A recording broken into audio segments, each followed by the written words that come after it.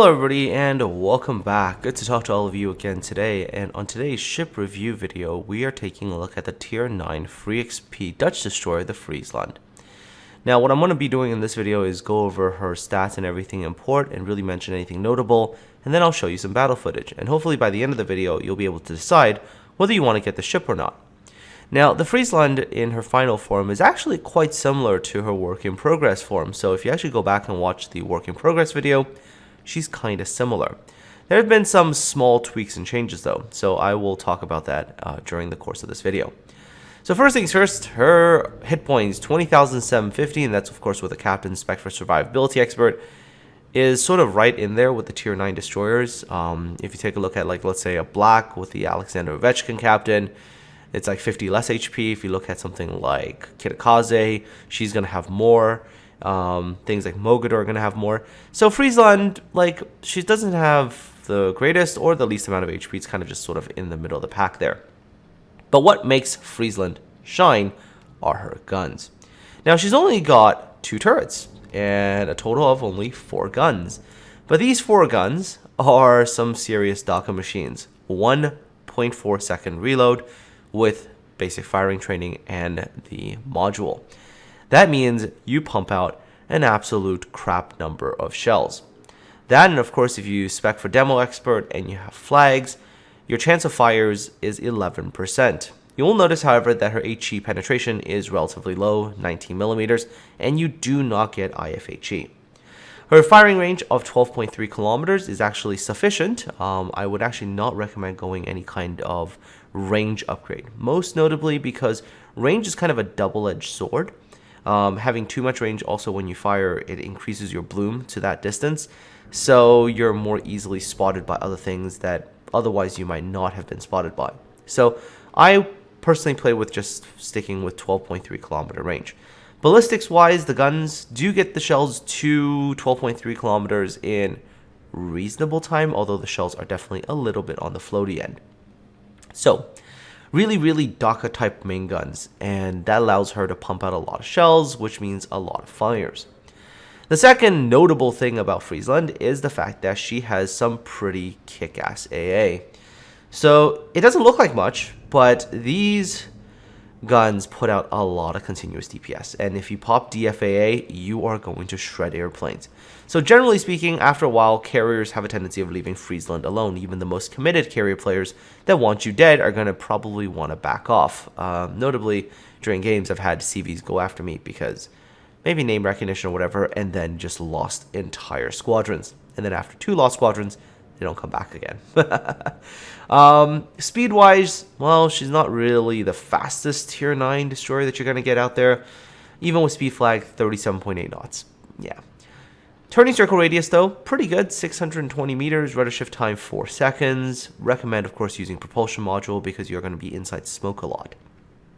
So, onto the concealment. And in the work in progress video, I did mention that her surface concealment is a little tough for the role that she was envisioned for, which is to be a quote-unquote destroyer hunter. And so, you know, saying that maybe they were going to increase that a little bit, like in terms of a buff, maybe down to like 6.2, 6.1, something like a 300 meter buff.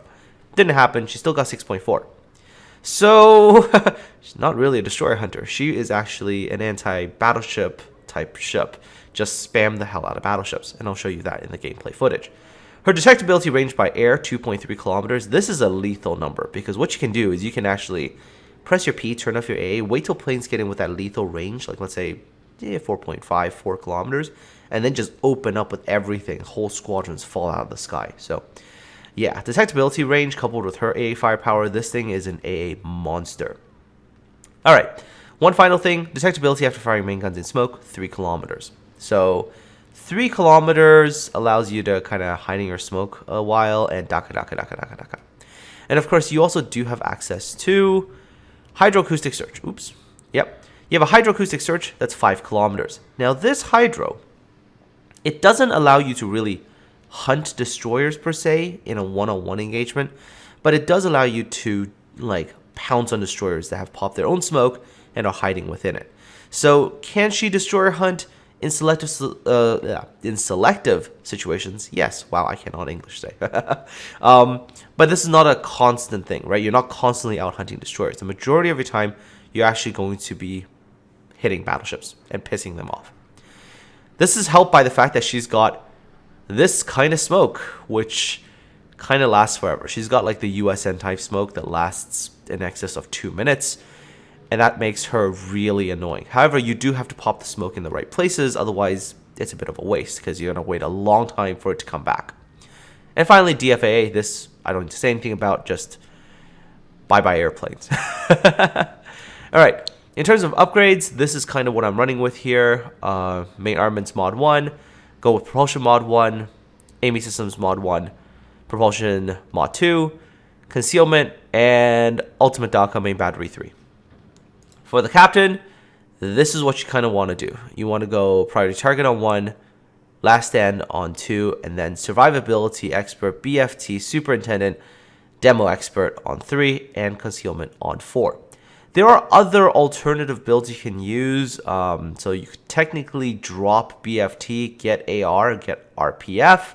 That works too. And I've tried that as well. So that really is up to you. But I like this because this is the maximum amount of fires that you can possibly get. And a lot of ships, especially battleships, do not like you at all. So onto the battle footage, and let's see how the ship performs. All right, here we go. Friesland on shards, and beginning of the game, I'm definitely heading up towards the sea cap. And the reason I'm heading there is because, one, a lot of the ships tend to go there, especially the battleships. There's also quite a few destroyers that like to go to sea, as it does allow them to cap. And I did mention that the Friesland itself is not really a destroyer hunter, and that is true. But she does have the capacity to pounce on other destroyers, especially ones that are not aware that you're on the way. So generally what you're hoping for is a little bit of spotting from a friendly destroyer, or maybe a radar, or maybe for the other destroyer to give away their position first, pop their own smoke, and then you pounce on them while they're in their smoke. Because you do have that hydro that goes out to 5 kilometers. In this case, I unfortunately get radared, so of course I'm going to back away. But then one of the ships on my team pops surveillance radar, and there is mistake number 1. Enemy destroyer got themselves beached, and Friesland's DACA capabilities are in full display here. You are very, very quickly able to send shells downrange, and there we go, back myself, kill number 1. There is a bit of a weird kind of graphical type glitch, which is going on, which kind of messes you up sometimes, which is shells will just pass through the ship, but they're actually doing damage. Kind of a strange thing, and it does kind of mess you up. Hopefully that will change over the next little while. So with that destroyer gone, Friesland's next job is, well, find battleships and then start DACA spamming them. And that's pretty much the playstyle. She is very much a find a spot. Usually it could be an island, it could also be your own smoke, whichever one. You also utilize other people's smokes if the opportunity presents itself, and then you hold down your left mouse button. That's it.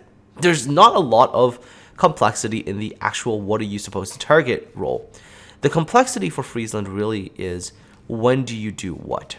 Because if you make a mistake and you pounce on a destroyer too early, you give up your ship for very little gain. If you happen to, let's say, position incorrectly and the enemy battleships don't really come into range for you, then you don't really do much.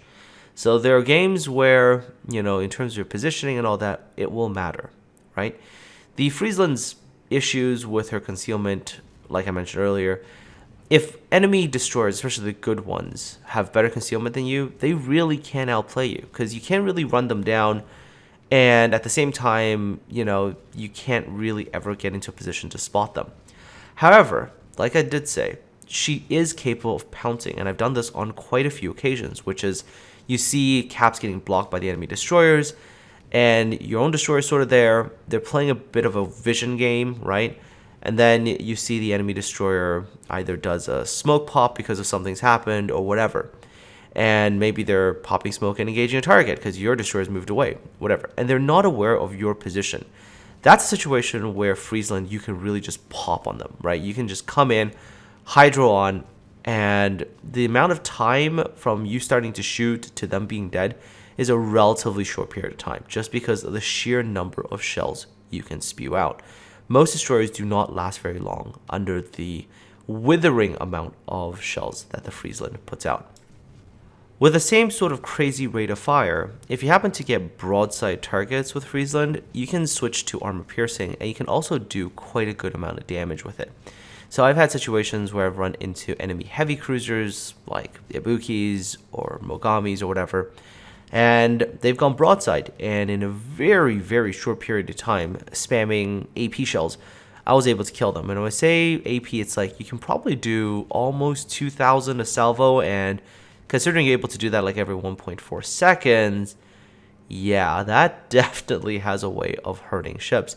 Even battleships, if they give you a broadside and you shoot AP, and again, reasonably close-ish distances, further away, the battleship has a little bit more ways of dealing with you, but at closer-ish distances, you're able to put on a lot of hurt onto an enemy battleship.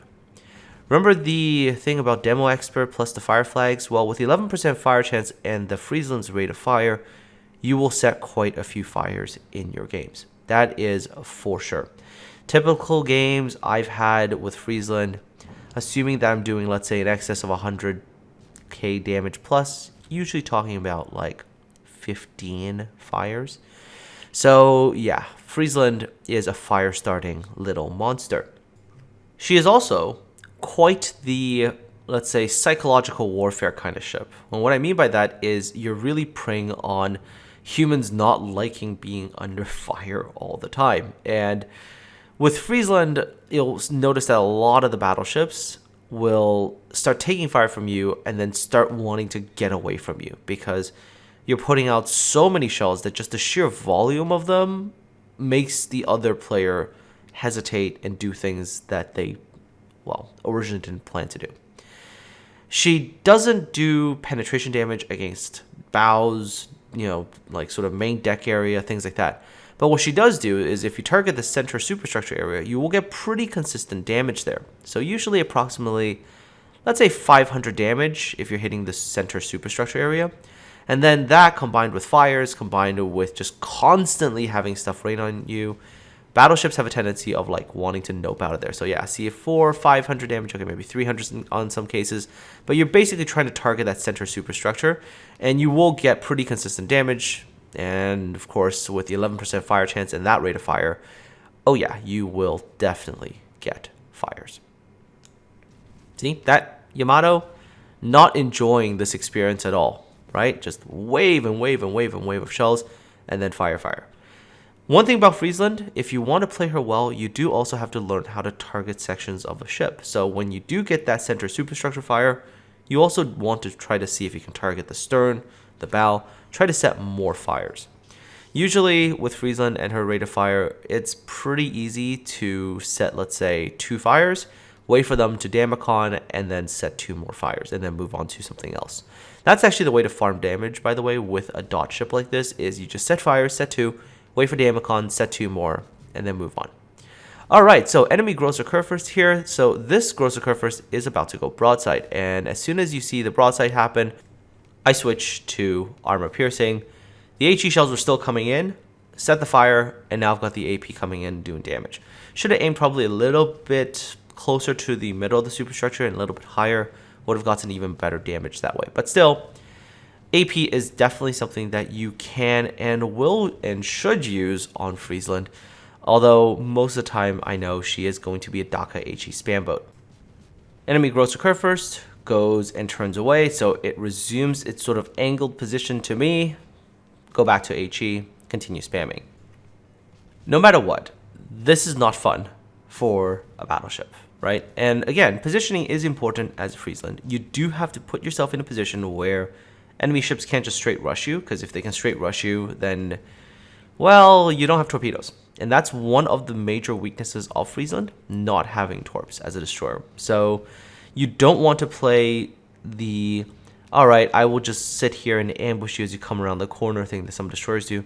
You don't have the weapon for that. Friesland is definitely more of a standoffish kind of ship. Then the more you're able to stand off, the more you're able to piss other ships off. Moving on to another thing, and this thing's kind of important to talk about. Friesland is playable by herself, solo, but when you're playing solo, you're a lot more dependent on your own team for things like vision, for things like radars, for those kinds of things. So when you're trying to, let's say, deal with an enemy destroyer, you do have to kind of hope that your own team's destroyers are kind of smart, and the enemy destroyers, or conversely, that the enemy destroyers aren't very smart, right? Or a combination of both. But if you're playing in a division, Friesland really does begin to shine, because you're really able to, let's say, have that much more capability of dealing with things that could normally avoid your ship, especially stealthier destroyers. So what I mean by this is, let's say a combination of Friesland and Black, for example, is pretty disgusting, right? You've got 2 USN smokes, you've got Black's radar, and then on Friesland's side, you've got hydroacoustic, you've got DFA that can say nope to the carriers, giving a certain degree of protection to the Black as well. And you yourself have that USN smoke, which I think I talked about already. But anyways, that combination makes it so that you can stay in smoke for a very long time, be mostly unspotted, and it's really hard for enemy ships to try to dislodge you, right? Torpedoes thrown your way, well, you've got the hydro for. And again, you don't want to go full broadside to enemy torp waves because you will get killed. With the Friesland, you can kind of angle in a way that you can get both turrets out, and yeah, you can sort of stay kind of bow on. Friesland's guns do turn 360 degrees, so it actually is very easy to switch from one direction to another and keep all the turrets on track. The rear turret doesn't have to like spin all the way around, right? That actually allows her to kind of rush down targets as well. So this is the reason why I said if you can pounce on an enemy destroyer in smoke, they have very little reaction time because you're able to pretty much maintain your guns on them. All right, so far this battle has gone pretty well. I have done reasonable amounts of damage, set reasonable amounts of fires, and have sunk a reasonable number of ships, aka 4. With Friesland, I have generally found that there are games where even if I don't have the highest damage, I do have quite a few kills because I have generally tried to take care of like destroyers and stuff like that. Again, keeping an eye open for those opportunities to pounce, really, really useful. All right, trying to shoot a cruiser. Oof, you can see that the shells do have some arc to them, so sometimes it is a little bit of a challenge to try to get shells to hit targets, especially maneuvering targets downrange. And then that coupled with that weird little bug, sometimes I can't really tell if I'm actually hitting or not. It's just one of those things that recently has really messed me up when shooting with destroyers, especially high rapid fire ones. It might have been possible that this whole thing comes out from like when sort of Smolensk and Colbert came out. There were times where you would start to see shells getting shot out from the ship, but they don't appear until they're like halfway down range already. And it has maybe something to do with the number of shells. I don't know, hard to say. All right, so there's an enemy battleship behind this rock. That's who I'm going for. And what I'm going to do is basically pop a pretty close range smoke and start spamming the hell out of this battleship and set lots of fires. So remember the smoke firing distance. It's 3 kilometers. So with a 5 kilometer hydro, you should be able to continue to maintain vision on that battleship until really, really close ranges. In which case, well, you hope that they're dead by then. Otherwise, they can, of course, hurt you. I've had situations where, yes, I have gotten rushed down by a pretty dedicated group, and that's hard to deal with, right? Okay, so enemy Jean Bart, I come around the corner, pretty broadside, and the Jean Bart doesn't have guns facing me at all. So fantastic. I'm just going to start opening up here, and I'm going to start opening up with armor piercing. Why? Because armor piercing gives nice amounts of damage. Why the hell not? Of course, the minute the Jean Bart decides to get kind of angled, then I will definitely switch over to high explosive again because that is how it's going to work. And you'll start to see the Jean Bart starts to reverse into a more angled position. Okay, popping smoke. Here's where you kind of need a little bit of vision. And now you can blind fire stuff, and I have blind fired stuff with the ship, but eventually you're going to lose vision and you're going to kind of hope to get vision back. Okay, so I've gone and switched over to high explosive because my feeling is, there we go. Battleship is definitely going to start going bow into me and try to push. All right, so here we go. Fire starting time. 2 fires already, waiting for this Jean Bart to repair. And the Jean Bart does, which is good for me because with Friesland, you're really waiting for those battleships to pop their Damicon because with the sheer number of shells, they're going to be on fire pretty darn soon after their damage control goes off. Okay, me aiming like a potato because sometimes with high rate of fire ships, you get potato aim like that. Okay, there's fire. There's my witherer. Okay, That's the middle section fire, I think. Actually, no. That was the... Ooh, I don't know. That was... I can't even tell which fire. Oh, that was a bow section fire. There we go. Then I got the middle, and then I got another section fire. I've got 3 fires on the Jean Bart right now. This Jean Bart really wants to push me. Once, of course, the Jean Bart was in 5 kilometers. I had the hydro up, so keeping him spotted. Potatoing, because I'm moving right now and not aiming like a potato. God. There were times in this little engagement that I just did not know what I was doing. All right, so I'm rushing out now. Why? Because proxy spotting is going to happen soon. There we go. Oof. Jean Bart is still aggressively turning into me, which is nice, but here, yeah. Nah, there we go. Bang, dead. All right, perfect. There is my Arsonist. I think I got Wither earlier too, and that's Kraken. And that's pretty much game. I don't think there's much more to do. There's a enemy Hindenburg there that's going to finally die to a Montana, who took the very scenic route around the entire map. And I do believe this Montpellier here is going to get killed off by this Paolo Emilio. Paolo Emilio, by the way, is a ship that, well, let's just say right now she needs a little bit of help in terms of the ballistics department, but sort of looking to be an interesting ship to play, in my opinion. But yeah, she definitely needs a little bit of help in the ballistics department. Her current air drag value is just way too poor. Needs a little bit better. But here it goes. There's the blap on the Montpellier. And then I'm just waiting for this Hindenburg to finally get killed off so I can show you the end result screen. All in all, Friesland is a fun ship. She does require some skill to play. This is not just super brain dead. Well, in some ways she is, in some ways she isn't, right? She does require some skill to play, but she's fun. She's really different from anything else that we really have. A gun-only destroyer. And I think if you have the free experience and you're looking for something different and something fun, I think Friesland is the kind of ship for you. End result screen, 186,524 damage, 646,000 credits, 6,620 experience. Yay, lots of little random awards, got Kraken, that's always nice. And then if you take a look at the damage, you will see fire, HE, and you will see some AP damage. And that's the thing with Friesland, make sure to remember to use AP in the right conditions. In terms of credits earned, 502,000 with premium, 287 without. Anyways, folks, that's my opinion on the Friesland. Hope you enjoyed this video, and of course, let me know your thoughts in the comment section below. Aside from all that, take care, have a good one, and I'll talk to all of you again really, really soon.